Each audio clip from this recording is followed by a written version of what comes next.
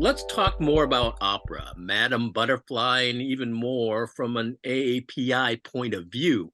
We're talking with Dr. Mika Kennedy at Ithaca College, specializing in Asian American studies, and we've been connected with her for a long time here in southeastern Michigan. We're with Jasmine Rivera with Rising Voices, advocating for Asian American women in Michigan, also a director of stage and screen, and we're also with Chen Yan, artist, educator, filmmaker, and contributor to One Detroit. Thanks for turning on your cameras. Let's talk about Madame Butterfly, an opera set in Japan that goes back 120 years or so. But this one playing here in Detroit comes from a Japanese and Japanese American creative team. What do you all think of that? Well, I think it's extraordinary. As an Asian American woman and artist, when you hear Madame Butterfly being mentioned, you kind of get a knee-jerk gut reaction to it, which is wholly negative for many reasons. But when you discover for this particular production that the creative team is Japanese and Japanese American and is coming from, their sort of interpretation of it, then it's exciting to see what they could do to subvert a piece of artwork that has been so problematic and has led to many, many issues that have bled into our culture. So it's very intriguing. The classical music world, especially the opera world in the United States, needs a refresher. And these kind of innovative stagings, these acts of reclamation, especially for AAPI artists. As Jasmine said, Madame Butterfly is notorious amongst works of art depicting Asian representation. And I just think that the fact that they're rethinking it, that they're reclaiming a lot of the issues that directly in this production, I think is a brave and necessary thing to do. And it has been a long time coming. Mika, I suspect that you've heard of some of these issues that have come up. I guess they've been with us all our lives in one form or another, and that other adaptations that came along more recently. I am someone who has actually never seen like a traditional version of Madame Butterfly, so I've only read it in summaries of the acts. And so my background for it actually comes from Henry David Huang's M. Butterfly, which is a stage play that is also kind of doing some of that subversive work a little bit differently because it's a play and kind of takes its own storyline and its own kind of historical moment. But it's interesting to come back to a version that's closer to the original and still see what kinds of opportunities for conversation that can open when we're still using Puccini's original music, we're still using the opera form and doing really interesting things with it. Regarding this particular program has this virtual reality element to it, and was that surprising to you, or did that seem like this is the way a lot of these things are going?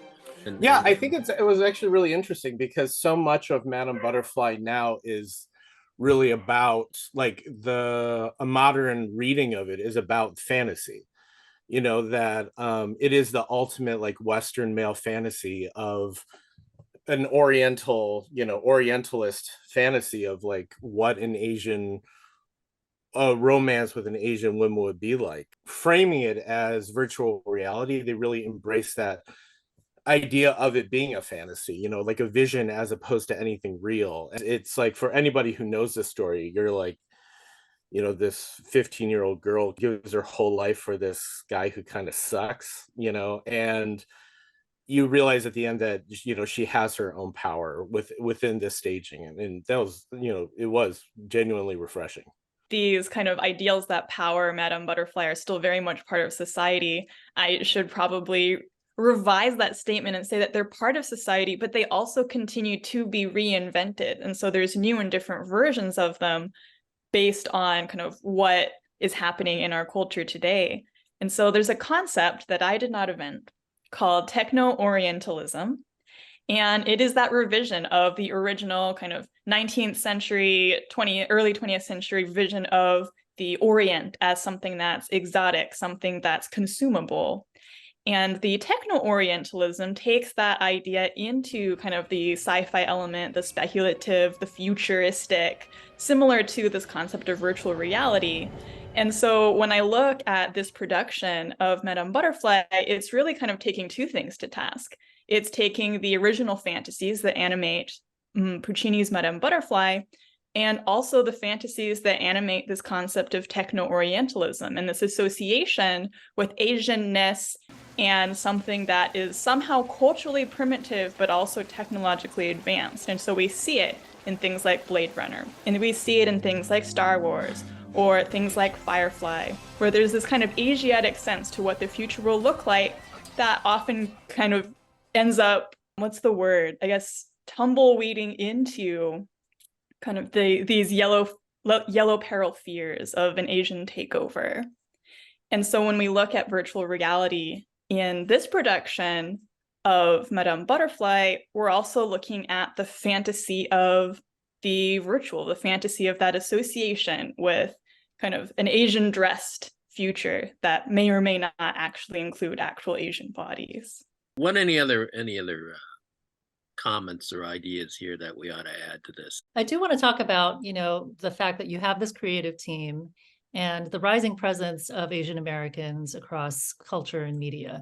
And so you have a work of art that was made by a non-Asian composer and writers, and that was taken on by this team and reinterpreted for today. And it was done in a way that was very thoughtful, and it required a lot of engagement. I know from things that I've read in interviews by Matthew Ozawa, the director, this was an uncomfortable process for himself as an Asian American man to engage with this sort of material, but also he felt the need to do so because it was important. And it was part of his sort of process as an artist to find his own identity in figuring this project out.